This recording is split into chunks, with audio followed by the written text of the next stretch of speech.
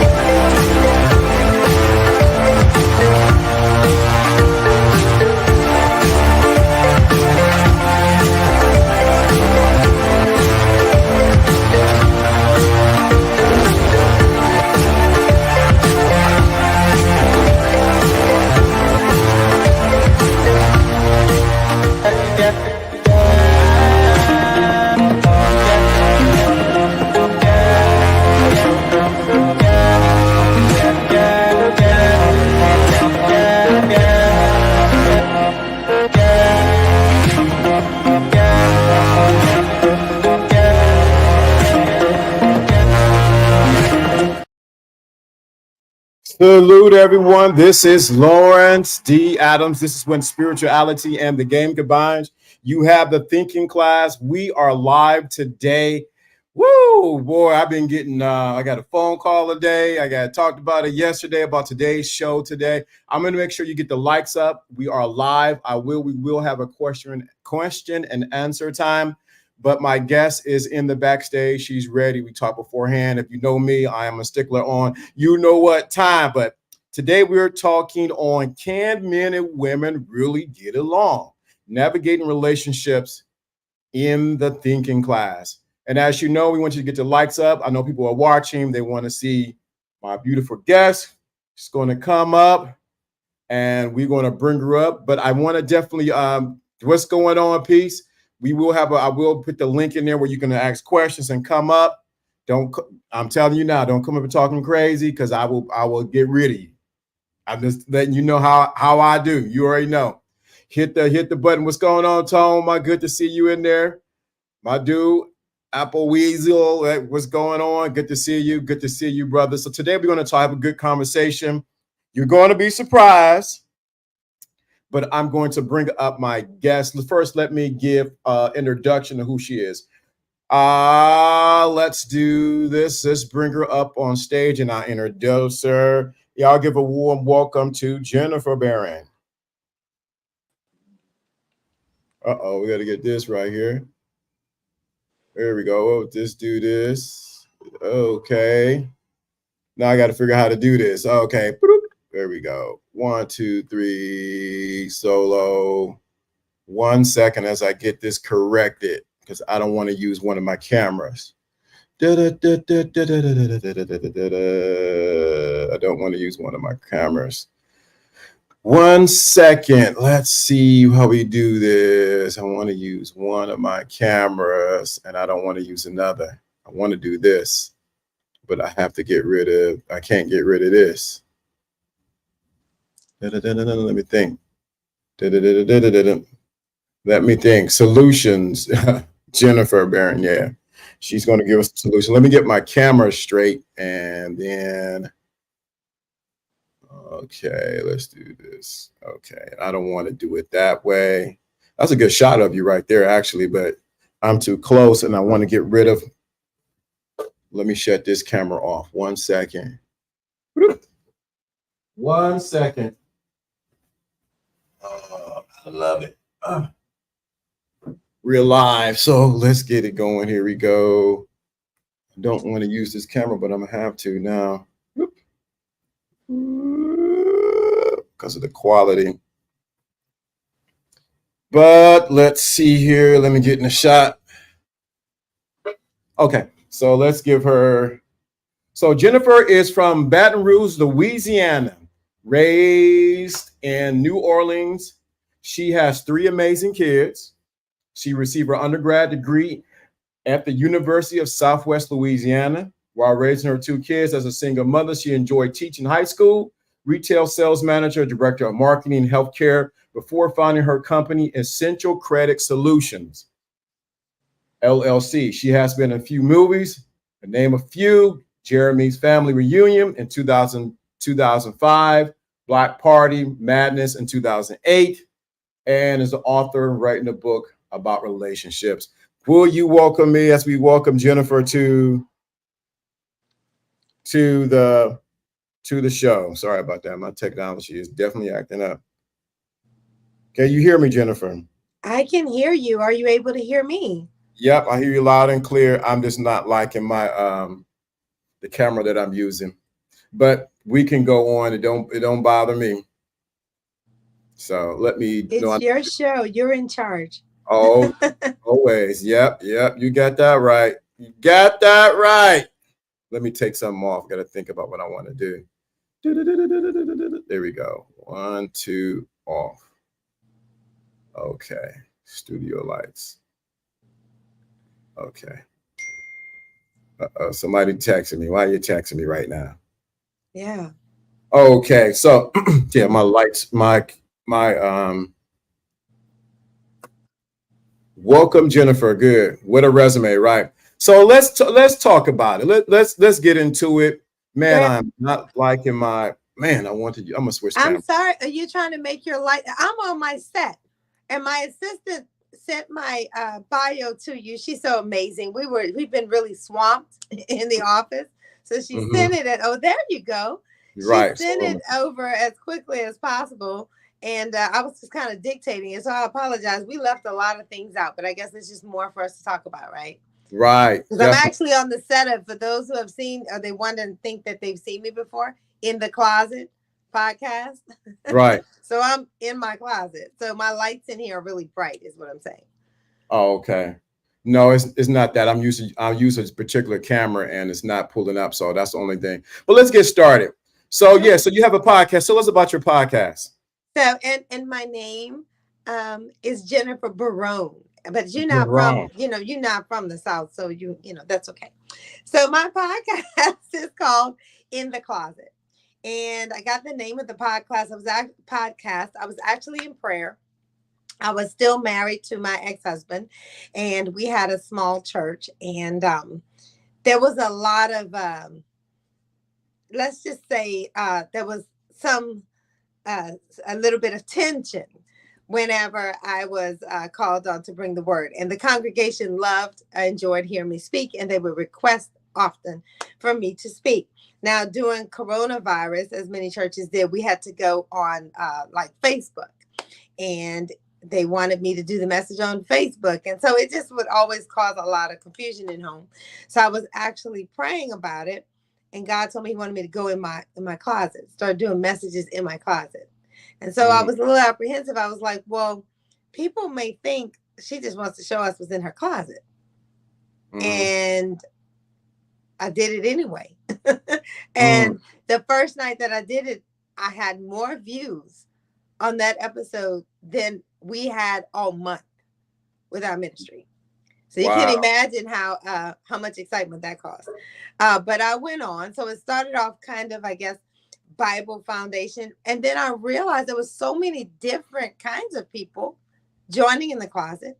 And there were men in the closet. So I started the closet in 2021. Yeah, they would come in the closet. I know that. What a double entendre, play on words, in the Right. closet. I caught that. But there were men who would attend and chime in to the closet. So as a result, it's grown.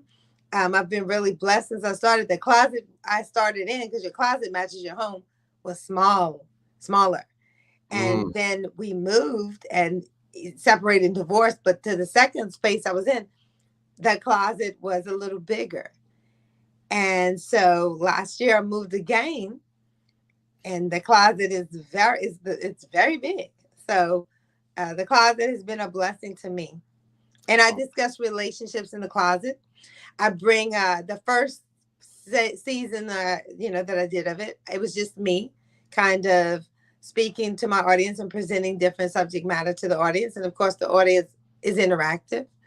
And I would, just kind of respond to their questions. But then in 2022, new relationships give new mindsets. So I had a new relationship, I had new friendships, and these people had viable platforms. They're like, hey, bring us in the closet. So I started bringing in friends into the closet, and that helped to expand my platform. And look at where I'm at now.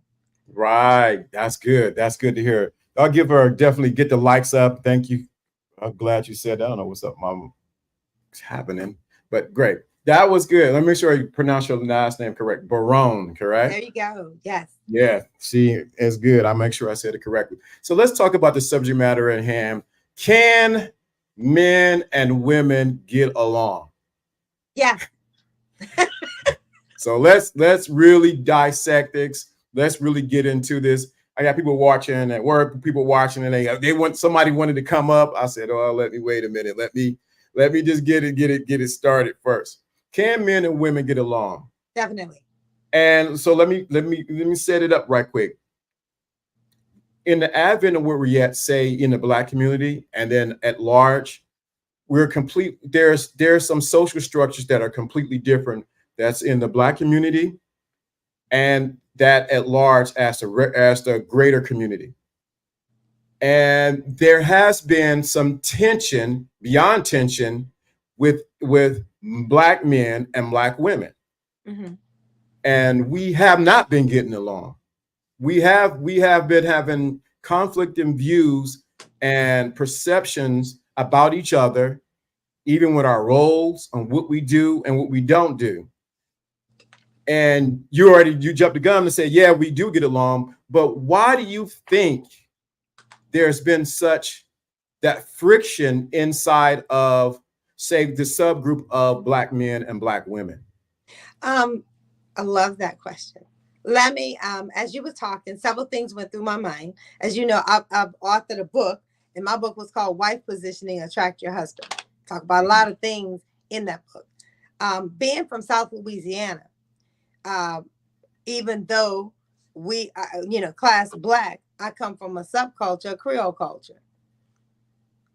I point that out because we have a tendency in America, from my observation, that when we say Black, we just put a blanket on everybody that is checking off the Black box with no consideration to what if you're Creole? What if you're Jamaican? What if you're Haitian? See, they're all Black, but Haitian people have a culture that is different from Creole, different from Jamaican. They're different. They're different from if you come from Africa. My godfather is Yoruba. He's from Benin. He got a whole different culture from us. They eat different. They think different. So where you are in your cultural aspects has a lot to do with how you're going to how you're going to approach and view relationships. Now, I say that in mind with Latino people. Just because you're Latino doesn't make you Mexican, doesn't make you Cuban, doesn't make you Puerto Rican. That's 3 different subcultures within the Latino umbrella. Asians, Japanese is not Chinese, it's not Laotian, it's not Vietnamese, it's not Taiwanese. If you go into in Houston, Atlanta, they have something called Super H Mart. It's like a Walmart for foods. And on each aisle, they're dictating a subculture because the Japanese people do not necessarily eat what the Chinese people eat. So we are all, first of all, divvied up under the umbrella by our social subcultures. That's one thing. The next thing is socioeconomics. Socioeconomics is going to play a bigger role actually in who you have, what you have in common than your racial background. A black millionaire and a black homeless person, they may have some uh, far out things in common, but their intrinsic everyday life is very, very different.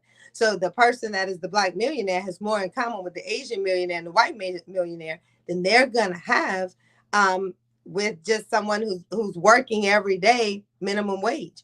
You have things in common geographically. One of the biggest determinants of how well you will fare in a relationship is geography. How close, proximity.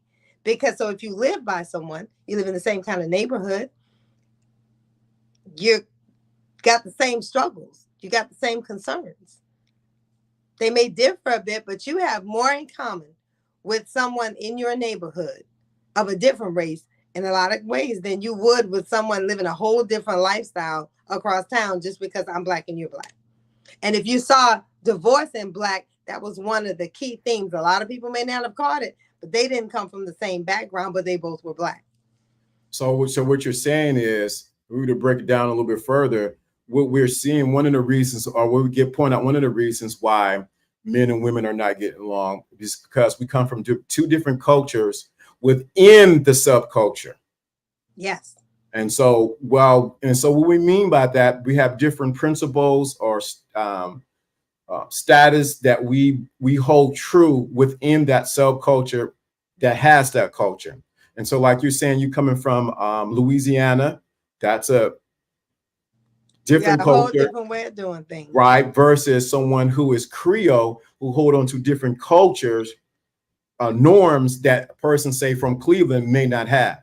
Exactly. Doesn't make it right or wrong, but that can be one of the reasons. It can be one of the reasons under the blanket of black why we do not get along. I have some other reasons why, but we'll get along to that later on in the broadcast. So you're saying that culturally, the reason why we don't get along because we have not vetted people enough to find out what is your culture, not just your race, but what is your culture and what is your lineage? Where can we trace you to?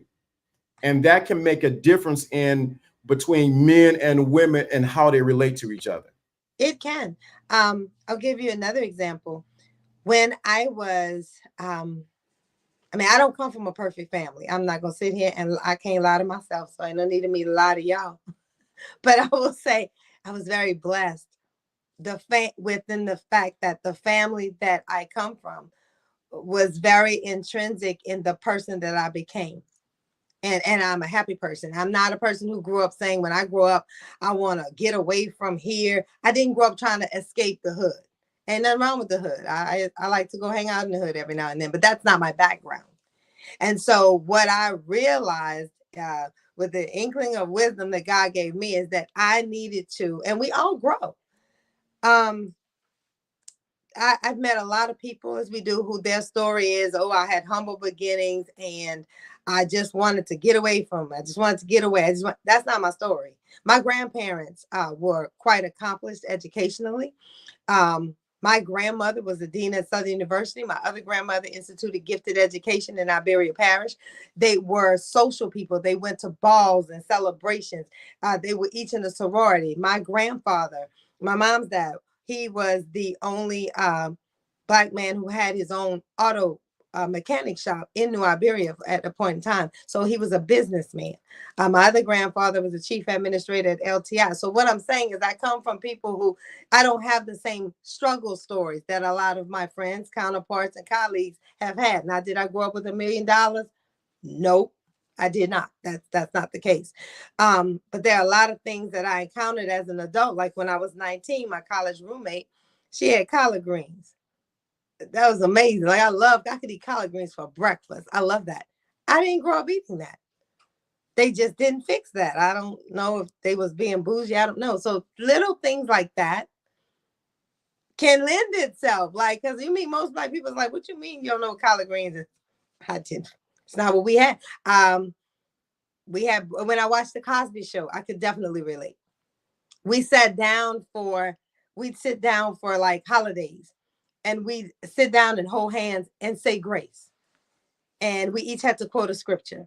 So when I got to dating age, I remember my first quote unquote serious boyfriend. I went to his house for Christmas. They invited me, and they had some paper plates, and they were sitting down and watching the game. And I was like, I didn't get a plate because I thought we was all going to sit down and say grace. Like I was waiting for that. They asked me what I was waiting for. Totally lost in the process. But you know, you live and you grow. I adapt. A lot of people can't adapt. But that's just an example. You get married to somebody, and it's kind of like, I'm getting out China. And maybe a person's like, well, we need China for, we're going to watch the game. You're like, I know we're not eating in that. So it's different. And these things are often not discussed before you get in a relationship with somebody. And you just need to be real. I'm just hardcore real. It's like, it is what it is. Right. I think it's so important that both individuals, men and women, begin to first. You got to know yourself. That's something I preach a lot on here. You cannot talk about you want to be in a relationship or you want to be with someone if you do not know who you are. The other thing is you got to be able to vet the person that you're dealing with. And one of the things that you just said is we talked about the cultural norms that can be completely different, why we may not get along. But another reason is, what is your family? You guys all might have, like you said, paper plates and used to China. And we don't think that may come in a factor because you all in love. No, no, no, no, no, no.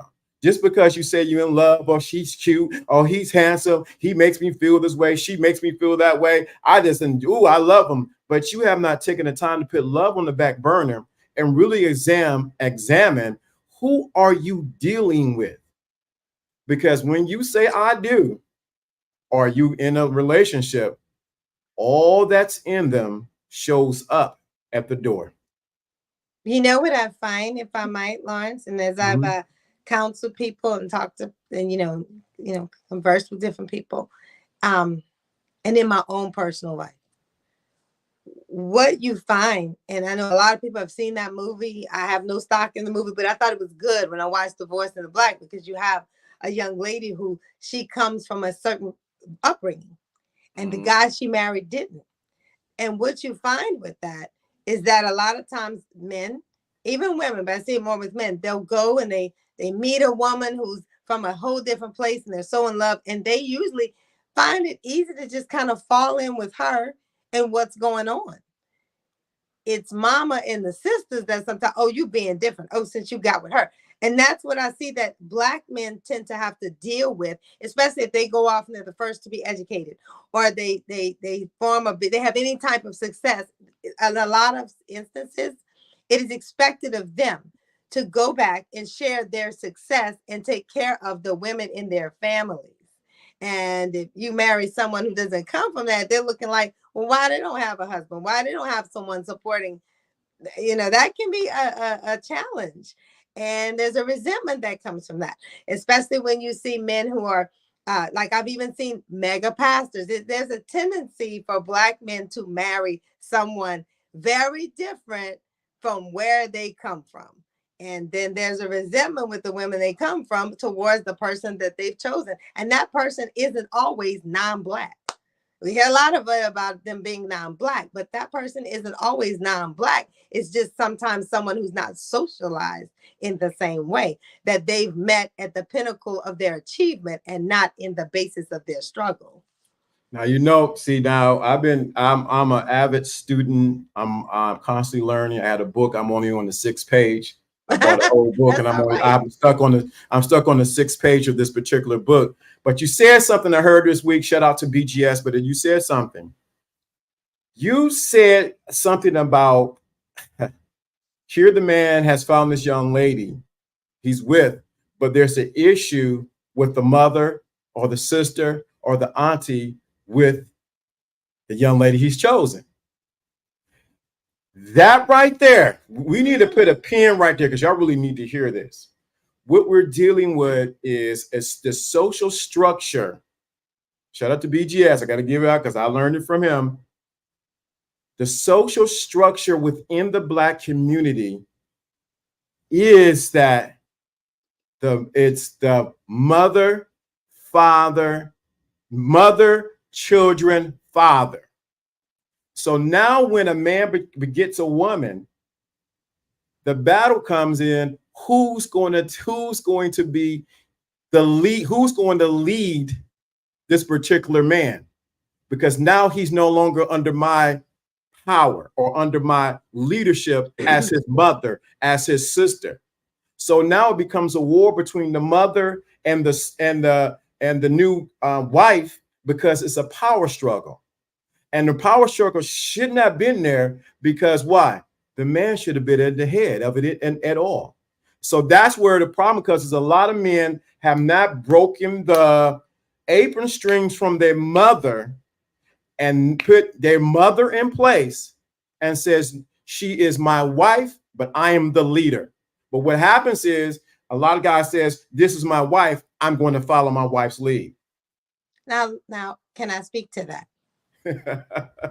Because I have to stand up. Yes, I've been married, but I've been a single mom. And though I may not come, when I was a single mom, even though I was able to finish college, worked professionally, went back to school, kept working, developed a business. Like I said, I've been single, I've been married, talked about it in my book. Me being a single mom, me having a baby in college did not impact me. I did not have to stop. It impacted me to an extent, but I didn't have to stop going to school. And when she started pre-K 3, my grandparents paid the private school for her to go. So I didn't go through a lot of struggles that the average and most Black women that we are subject to. I was blessed in that way because, again, like I said, I come from grandparents who had means. My parents were in position. My stepfather was crazy about. I was lucky. That's not most of our stories. So now you have to think, most Black men have gotten where they are because their single Black mothers made insurmountable sacrifices. And sometimes that sacrifice means that she has elected to be single. That's one thing. The next thing, there's a propaganda. I've heard older Black women say, I wasn't going to bring nobody in over my children. So you're going to struggle and keep getting stuff cut off when you could have had a husband.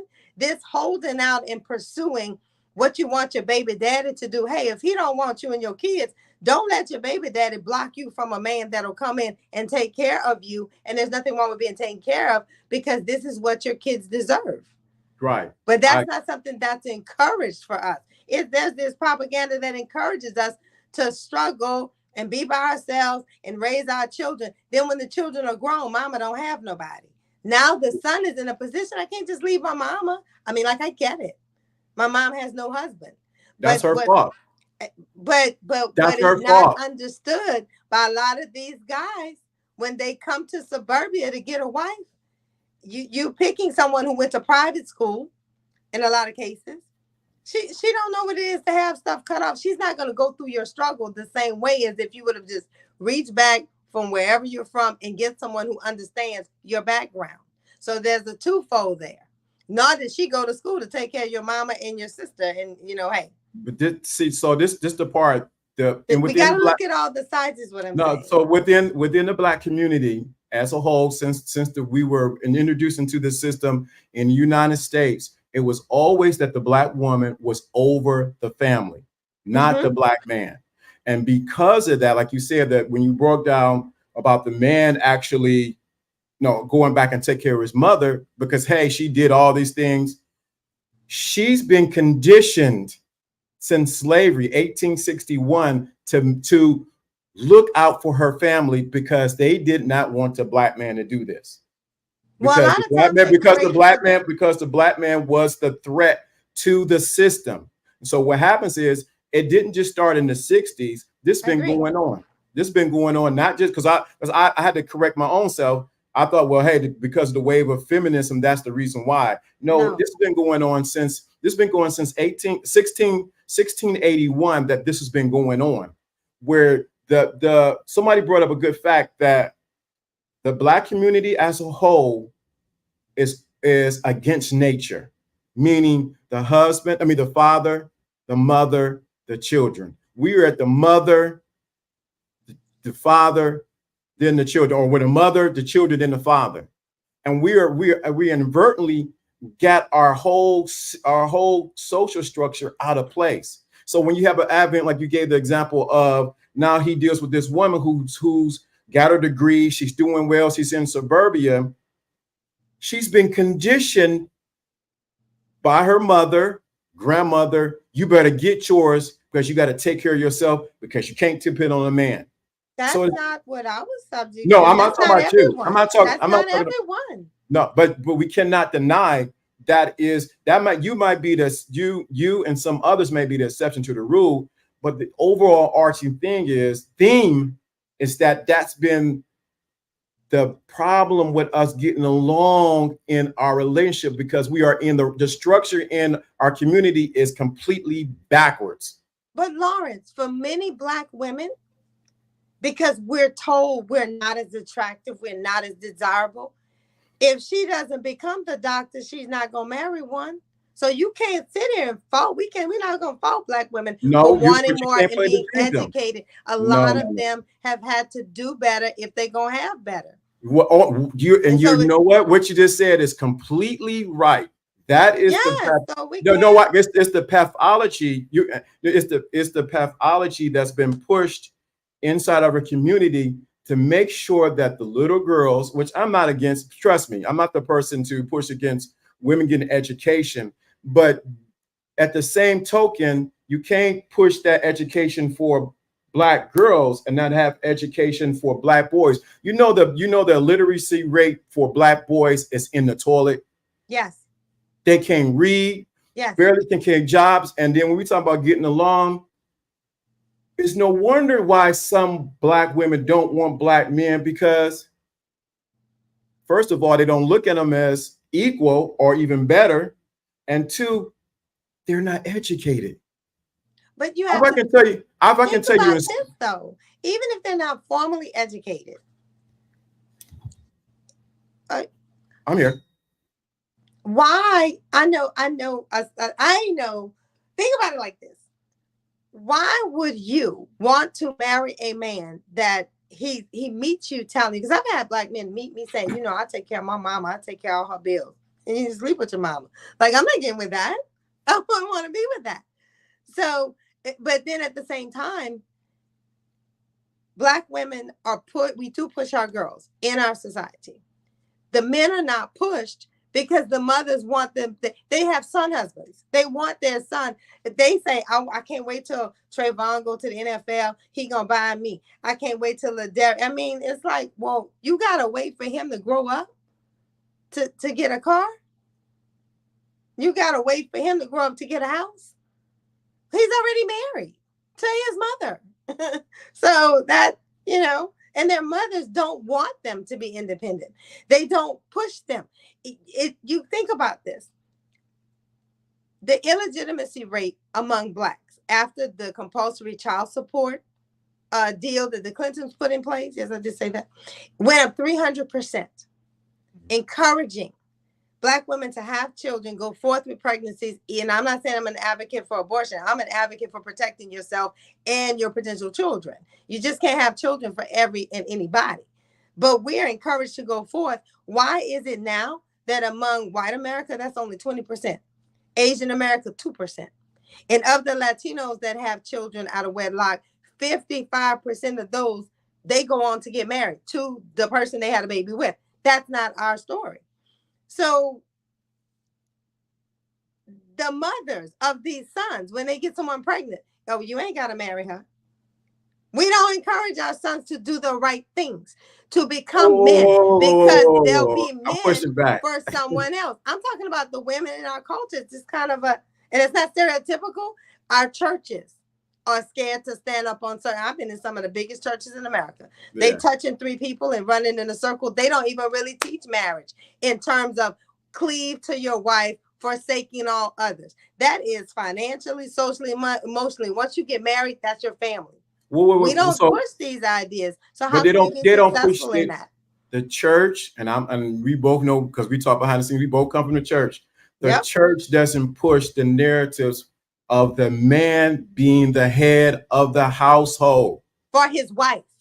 They don't push that. The synagogue does. That's why they doing good. I mean, that's why they But so we talking about why we don't get along. One of the reasons why we look and I can hold an indictment to you, church, because I've been in church since before I was even born. But I will say that the church doesn't push that narrative, or they push that narrative where something Kurt Franklin said, we push somebody to get married just because you didn't lay with them doesn't mean you're supposed to get married to them. No. And we don't and really. That's a problem. And so when you look at it, even we talking about what the men are supposed to do, but we got to also hold the women accountable too. Equally so, women can close their legs. I agree. And that needs to be encouraged. You need to be able to, our girls should be, I taught my girls, that you have to be careful who you even kiss, who you even like, who you even associate with. You can't fall in love with people you don't entertain. And so you should only be entertaining certain people. And the Black community greatly frowns in many cases on the idea of being strategic with who you date. They tell you that you're turning your nose up in the air. You think you're better. I am better. I'm better. I'm too good to date certain people, to be in association with certain people. That needs to be our attitude. There's nothing wrong for with men that. And women, or just the girls? For men and women. Some of these little boys. My son is 28. He don't have any kids, and he's never been to jail. I'm very proud of that. He has no baby mamas because he understood that you're not fixing to march this one and that one in and out of my door. I've never made any females feel that comfortable that they felt that they won't be that close to me and you're not married to him. When he's done with you, I'm done with you. No, you can't still come around. No. So it's just certain standards that we don't like to put in place because we're an emotional people instead of being a factual person. The purpose of marriage historically was not even because of love. It was the conjoining of kingdoms. A king marries a queen. Not the peasants. That's the 2000s idea. The king married queens so they could expound and expand on his kingdom. Now, but we don't like the thought of that kind of strategy. So when you said that, now you made I'm going to poke the bear a little bit. Poke it. The thing the thing is the mindset of women.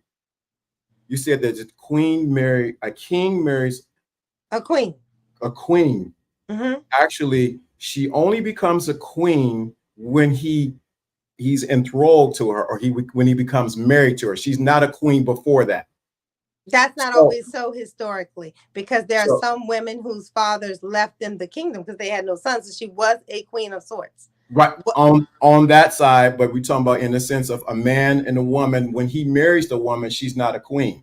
I wasn't thinking of it, and I was thinking literal royalty. Yeah, I know. So she's not a queen, but this is the thing. The mindset of some women, and I'm gonna get to some men because we got some of them on there. Is that the woman looks at the man as his servant and not as looking to him as his king, as her king.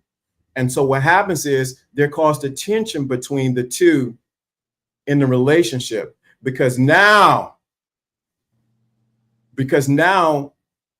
I never viewed you as equal or even better than me. Well, let me expound on that. And I think this will also give some clarity to some people who may be looking at me kind of side-eyed, like, where'd she come from? First of all, my parents were married, divorced when I was young. I had a stepfather who was awesome. I have uncles.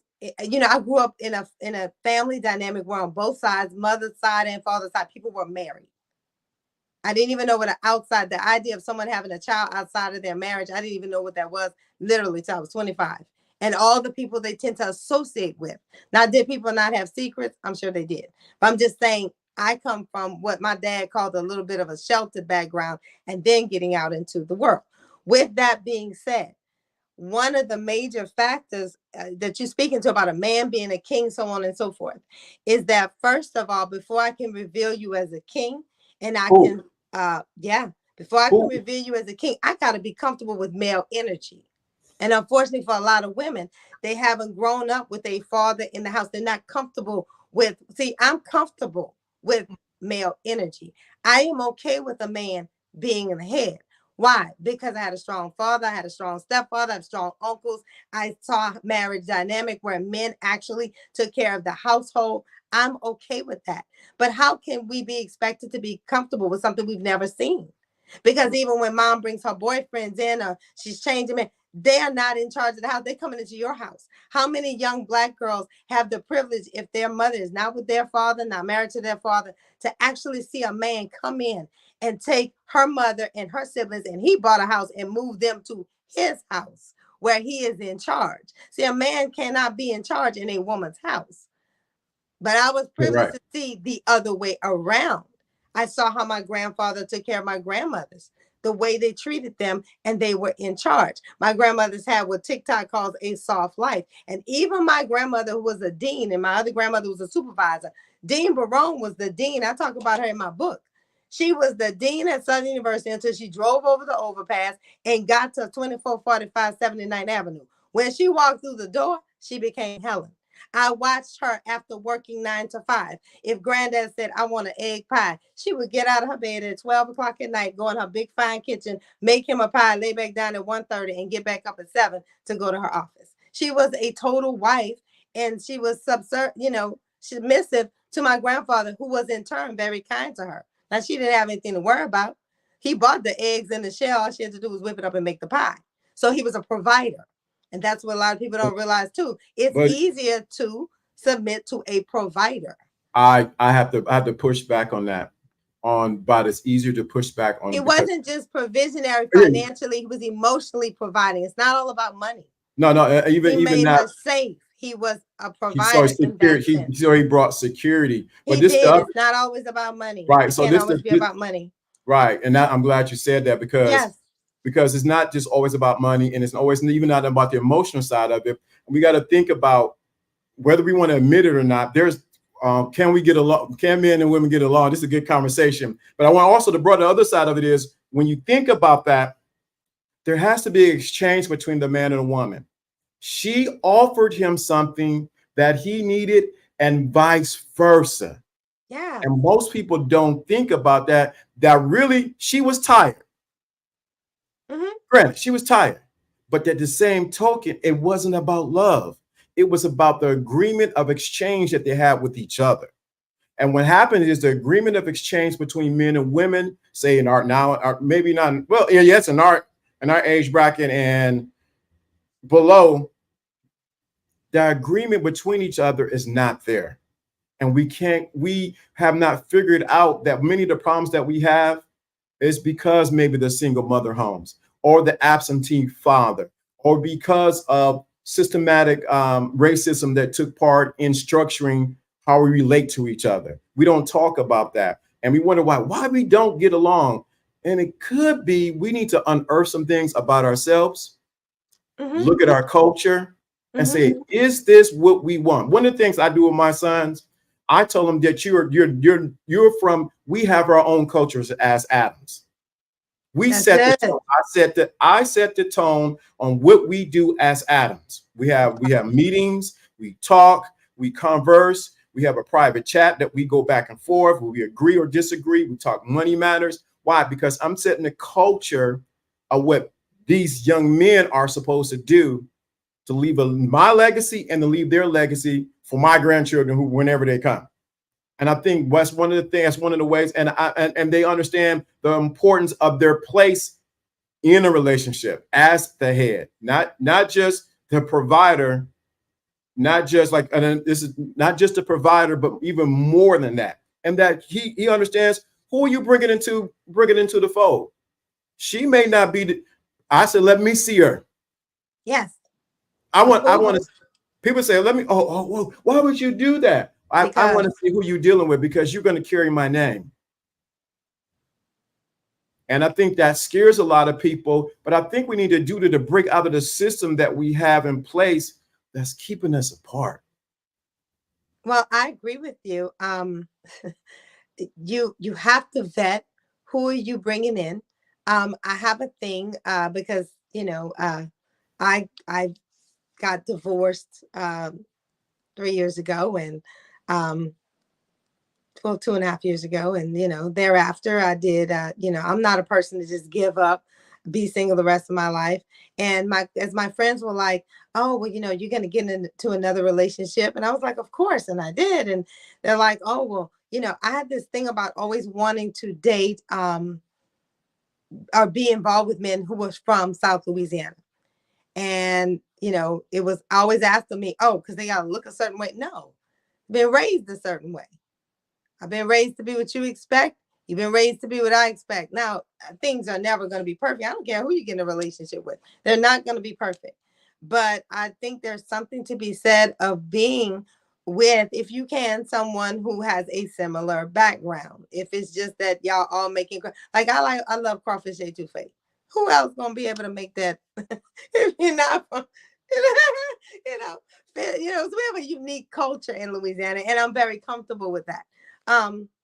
But sometimes you got to just open up your options. One thing I want to say, because I see our time is running short, no matter what you're looking at, there has to be love there. You have to be friends with the person. You have to genuinely enjoy their company. I am not, and as I was saying, the origin of marriage, when I talked about royalty, was not even predicated on love. They are joining kingdoms. They are trying to amass assets. And so, when we think about marriage is going to mean different things for different people on different levels. For myself, I believe love. Things come and go. So people are basing on, getting married, getting together based on financials. That can come and go. How are you going to encourage each other? Can you be a team? Can you be friends? And that is something I saw with my grandparents, that they were friends. He was crazy about my grandmother, my grandfather, on both sides. They were crazy about my grandmothers. And so my grandmothers were raised to be respectful. They were crazy about them, and they were a team. And so her being able to fix him what he wanted, she enjoyed it. It was not a chore for her. And he said he wanted to eat a certain thing. She loved to cook. Is that she had proper order. She understood. She left her 9 to 5 where it was. She was very known on that campus. And my other grandmother, you can only teach school and do supervising so long. When you get home, you got to leave that at the door. And a lot of women, a lot of Black women, I'm sure a lot of women as a whole, sometimes we want to be in charge at home as well. And so you end up being in charge of yourself. And the man you with goes to someone. That's why he can leave the nurse practitioner and go be with the chick who works at Popeyes, because she has a way of making him think he's in charge. They're never really in charge. It's just how I'm gonna push back on that. Oh, make him I knew it was gonna come out sooner or later. Yeah, kind of like if he makes a wrong turn, then you'll say, "Oh, you making a wrong turn." You say, "Baby, they moved the street sign." Oh my God! let me. They doing construction. You didn't go. Oh my God! You got to be able to make him feel good. I knew the winner chip was going to come out. Hey, so you want to come up right quick? There's the link if you want to come up and ask, I guess, questions. Keep it respectful. If you do not, I will get rid of you. I will definitely push you down. But there's the link in the chat room if you want to come up. We have a few minutes left. And so you can definitely come up on here. This has been a spirited conversation, which is exactly what we needed, because this is the thing. I wasn't looking for us to agree or disagree. I was looking for us to have a conversation, because what happens is we get to see how a woman thinks, and we also get to see how a man thinks. And we can see that there's some similarities, but also there are some things that we don't agree on how to come to the same junction. So if you want to come up, here's the link right here.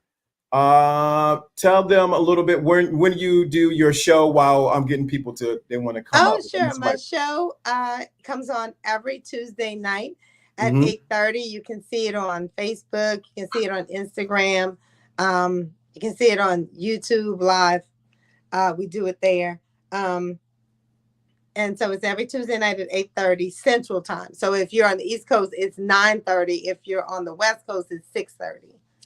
But it's on Tuesdays. Okay, good. It's called In the Closet. And you can follow me on Instagram at In the Closet podcast. And it's the letter N, not I-N. So NTHE_closet with a K podcast. Right. Good. Y'all definitely, but this has been a great conversation. Almost like we got to do a part 2. Well, let me know. Let me know. Lawrence, I also wanted to tell you a lot of things we talked about. I talked about that in my book. My book, I'm Okay. going to repackage it. It's called Wife Positioning. Now, the crazy thing about it, my friend said, since I got divorced, I got to write another book. So I guess I have to write another one. This one was called Wife Positioning, Attract Your Husband. And it talked about, it starts off, I've been married right, I've been married wrong. Because I was married twice. I was married the first time for a very short time. I was married the second time for a longer time. And I'm just very raw and open about the things that I thought that were really bad ideas in the end. I thought I had it figured out and I was so wrong. And I talk about it in the book. And I talk about how I corrected my thinking, how that applied when I went into my second marriage. So I had to do some self-correction. I even had to go back and reflect on things I've been taught by my elders that I rejected because I thought I knew a better way, and that didn't turn out to be a better way.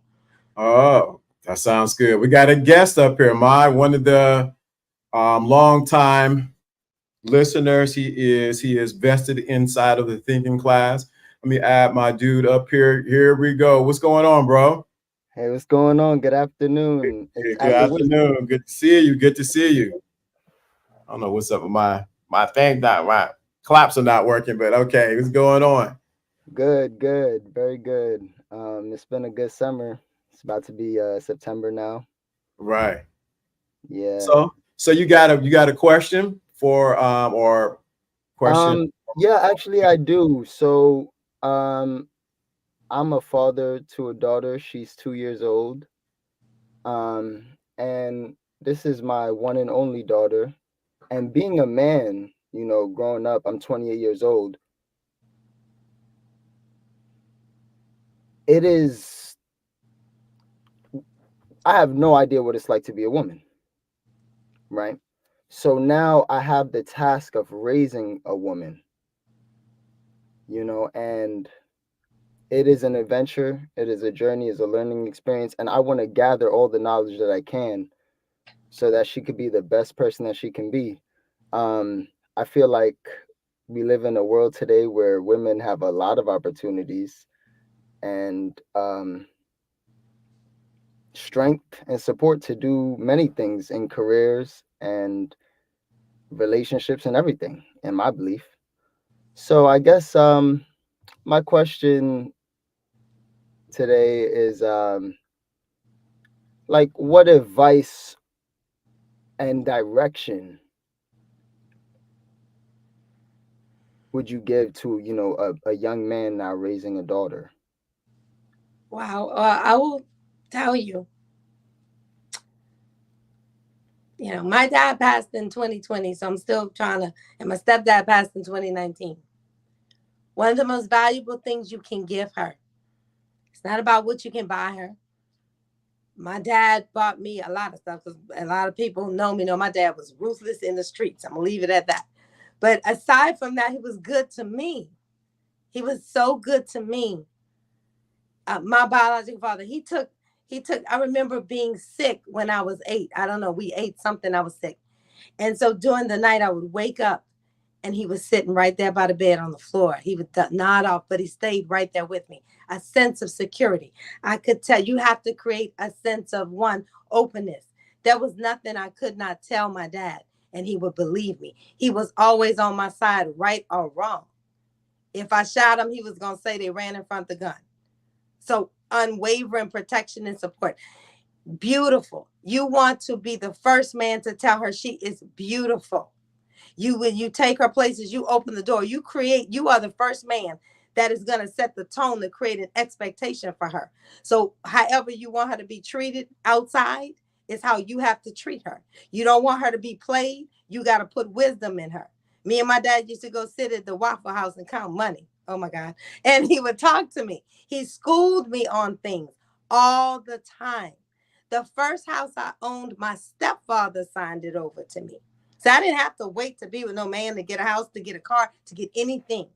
So now my mode of desperateness is at point -1 because I've always had that security.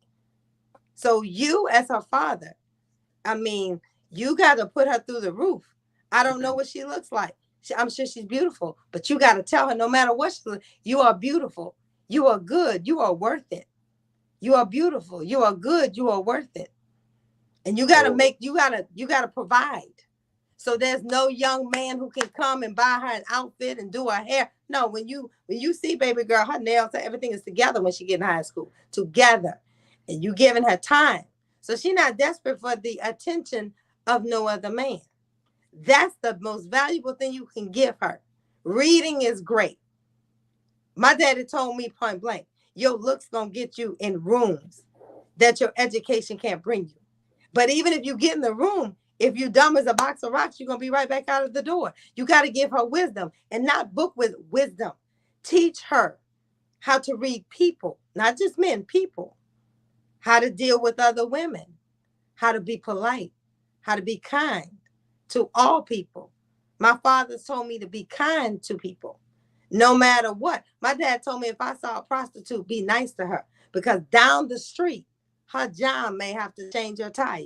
Don't have your nose stuck up with me. My dad was so good to me. Taught me how to count money fast, how to watch people, read the room, not listen to what they're saying, but listen to what they're not saying. Be willing to help people. Be compassionate, and to keep her word, because in the end, that's all you got is your word. Be reliable, and to show love to little kids and to the least of them, to the elderly. Spend time with her. Teach her the things that your mother and grandfather, tell her where she comes from, like Kunta Kinte did. Don't just rely on the education system to educate her. There are some things as a father. If you've been through struggles, if your life have not been perfect, share that. You don't have to make her think you're somebody you're not, because I'm very proud of who my father was and who he wasn't, who my stepfather was and who they were not, because who they were made me who I am. And I have never been waiting to exhale. So you know I'm going to add, right? That was good. Let me shout that out. Thank you, Jennifer. I appreciate that. That was good. Right? You know I'm going to add, right? You already know my spin on it, right? I think you pretty much know. One of the things that's so important as a father, that you remind her, and Jennifer brought this up, you remind her of her femininity. Yeah. I think a lot of times fathers don't not remind. They end up telling their daughters. I've seen this happen. I ain't gonna say who. I've seen it happen when the fathers have turned their daughters into their sons. And what happens is, when it's time to deal with a man, she's looking at the man like she's toe to toe with him. Yeah. And then when something happens, everybody say, "Oh, why that happened?" But the father had trained the daughter to be a dude, right, instead of learning how to be a lady. The other thing is, Jennifer brought this up too, the importance of the father teaching the daughter how to interact with a man. We brought that up earlier, how a lot of times a lot of women don't know how to interact, or they haven't been in the presence of a man. And what happens is, when they get into the relationship, they're either doing one or two things. They're trying to run the show, or they think they're running the show. And the relationship goes sideways. As a father, it's so important that you teach her the importance of being a young girl, how beautiful that is, how it's needed. I thank God knows, if I had a little girl, she'd be in trouble. I got two boys. But how the importance of being a little girl, how to be pretty, how to enjoy the flowers, and take her on. Hey, man, don't be walking around with a little Sierra on your head up with a drinking tea and all like that. I ain't saying all that far, but I am saying the importance of being feminine. I can, and I'm repeating it because I want somebody to get it. I've seen so many fathers turn their little girls into little boys. Then I also seen the other side of it too, because I gotta say this. I done seen where the fathers have turned their little girls.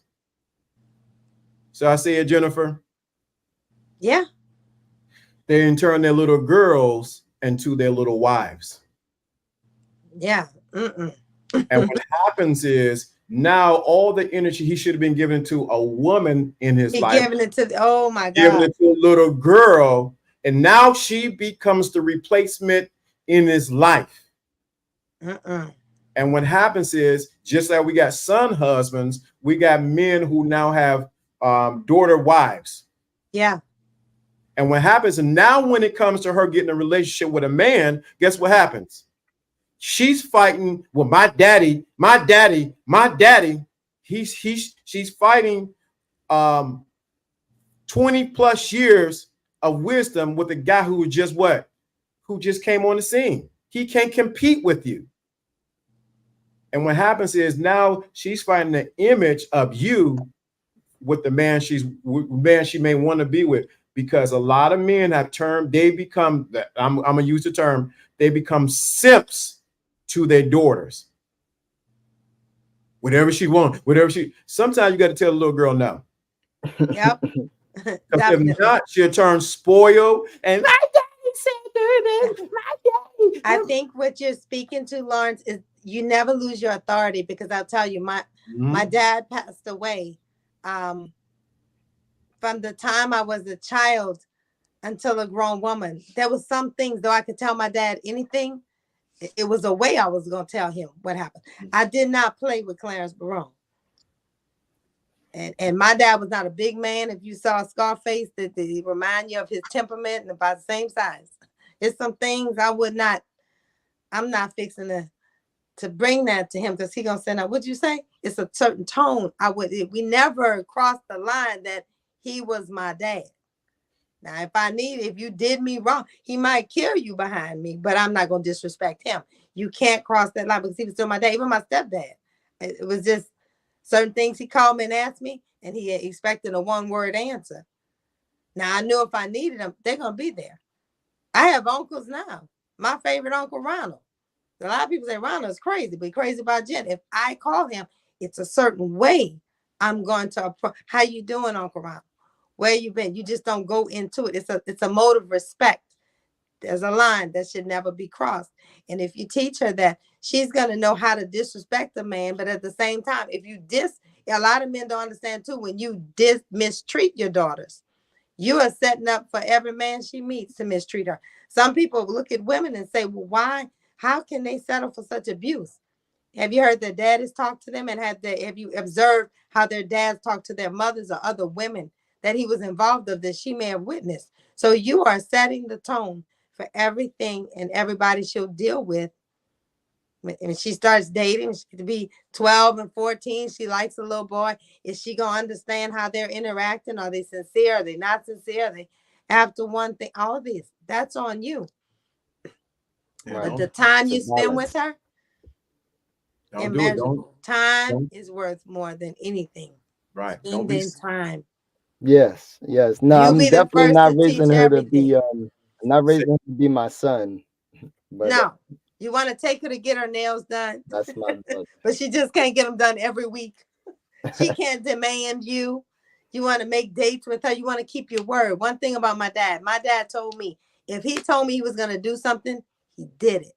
And he told me in 2020, if he didn't get out of, because he had gone to the nursing home for rehab, he said, if you don't get me out of here for Easter, I'm gonna get out of here some kind of way. And he died the day after. But he told me he was leaving. Easter was the deadline. He kept his word. He was that hard. He was that reliable. So there's a balance with this. Don't be. I'm telling you, man. But he didn't play. I find out you sipping on your daughter. Yeah, but you also don't want anybody to come in, and when I say do what you can't do, you want to teach her how to not be bought, how to not be tricked, because they got some treacherous men out here. Your friends.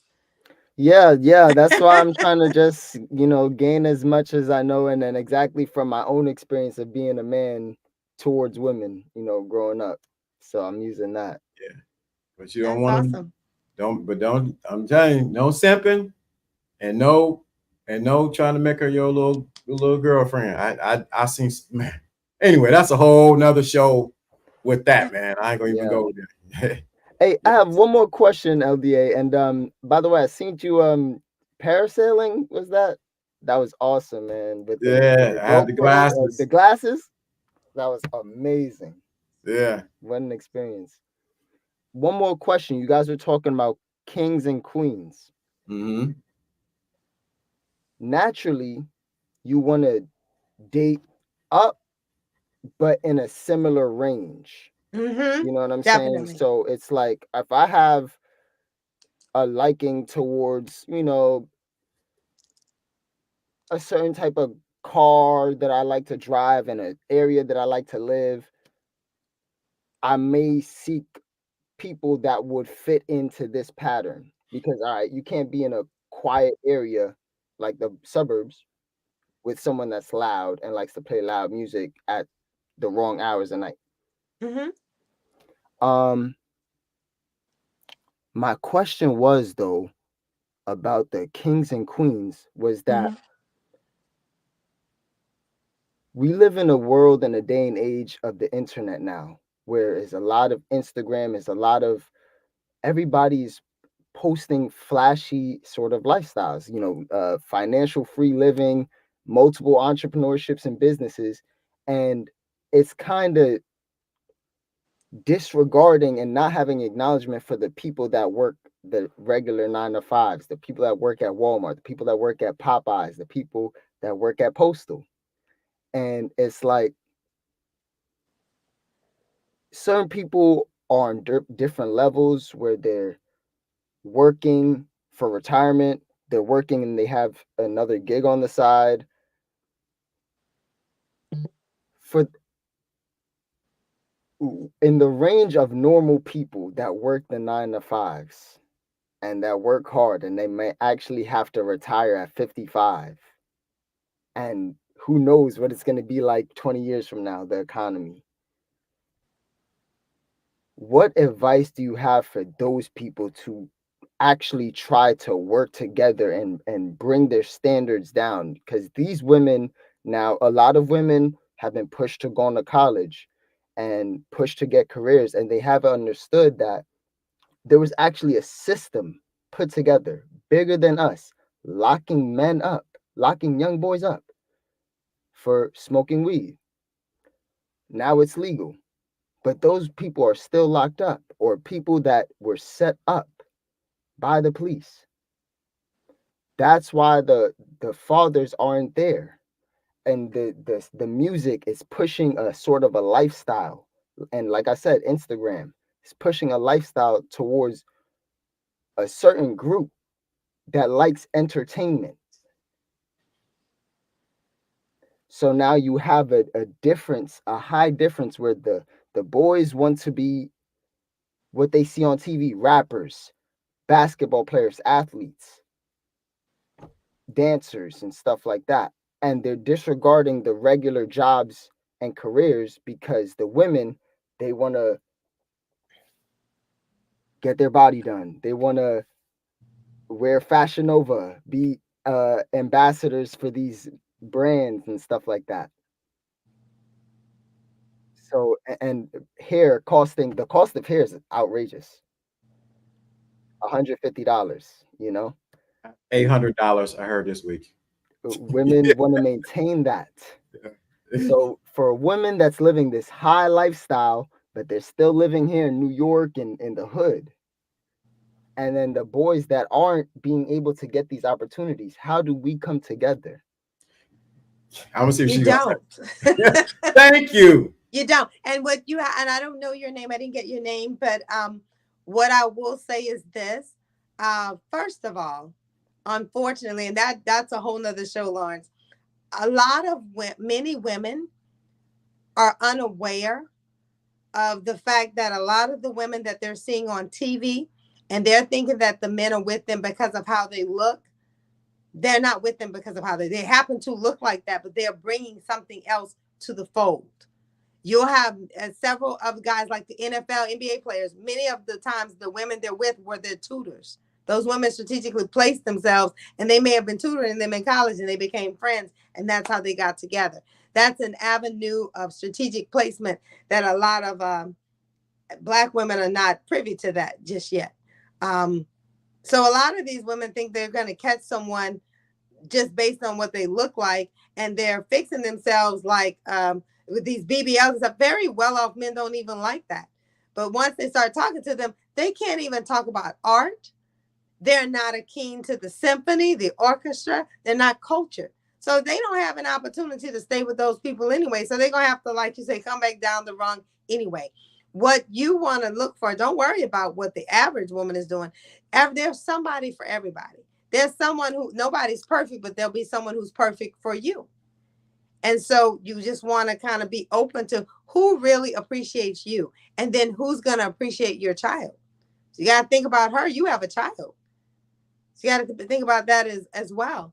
And if you know that you have no desire to get a Lamborghini, you have no desire to have beachfront property, it's nothing wrong with that. But what it is wrong with is the minute you learn to ask qualifying questions like a job interview when you meet a young lady. Where do you want to go? What do you want? And if she said, oh, I want to get a Ferrari and I want somebody who, great. You don't need to keep entertaining that. No need to stress yourself out. And there's nothing wrong with you if that's not what you want. It's that people need to be real with each other. I'm very real. I got a list. I talk about that in my book. I made a list. I said, God, I want you to send me a husband when I was ready for one. I would like him to be like this. I listed.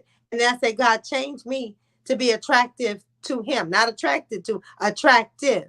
So a lot of women know what they want, but they're not attractive to the kind of men they want anyway. So they're going to be available. Right.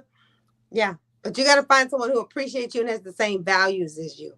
So what does that sound like? We talked about it last year. Find your tribe and stay in it. Vibe with. Everyone is not in your tribe. And what happens is, and you got to think too, say you said about some people on social media, you got to think, do you want a woman who's going to look good in your arms but tear your house up? Who has no character? Who beat your daughter up when you leave? Yeah, so, what kind of, you got to teach her. Right. Yeah. Well, how is she going to? Now you're not dating for you anymore. You're dating for y'all, for you guys. I disagree. I would say he's dating for him first, and then she has to fit into the lifestyle of her being. He might love her, but is she a good influence to your daughter? Is she someone you can bring? You're gonna bring somebody with 8-inch hair, a 30-inch bust down, and a BBL to the parent teacher conference? Is that to the BET Awards maybe? But I mean, hey, you gotta be thinking. Because he's raising his child. But just the other side of it too. We supposed to stop about 20 minutes, 12 minutes ago. But I'm gonna say this. What category are you going to put her in? Yeah. Some people are for a short time, and some people are for a long time. I agree. So you might want the 8-inch, blah, blah, blah, because it's for your short time pleasure. Yeah. But your long time trajectory, she doesn't fit it. And everyone doesn't need to meet your daughter who you date. Oh, everybody I date can meet my kids. That's right there. No, right there.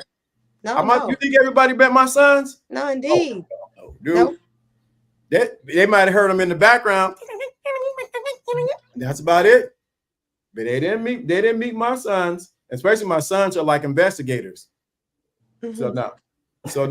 So you know, it's important that you think about what you need, and then two, like you said, everybody doesn't need to meet your daughter. No. And then what are you trying to get fulfilled really? Are you trying to get a short-term fulfillment? She don't never meet your daughter. Nope. If she's long-term, you need to vet her and gradually integrate her into meeting your daughter. Yep. And then two, gotta check that track record. Anyway, but that's we can go on. I'm gonna stop there because I didn't hold my guests longer. Thank you so much. Thank you. Thanks for having me on. I've enjoyed it. Hold Jennifer on. Barron. Yes. Yeah. I've always thought it was Barron. We have Charles Barron. Because you're in New York? Yeah, I'm in New York. Is he Italian?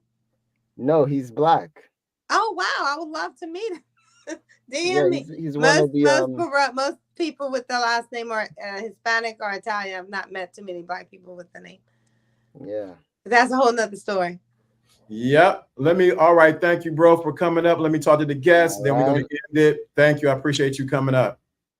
So with that being said, I want to thank you, Jennifer, for coming up. This has been a very great conversation, spirited, which is what I definitely wanted, because I expect us to get along. Or not say get along, but agree on everything, push back on here and there. But it brought in the importance of, can men and women get along?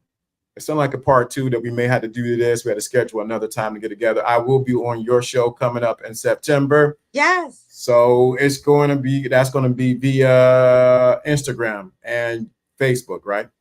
It's through StreamYard as well. Yeah. So it hits all the platforms. Right. So that's going to be good.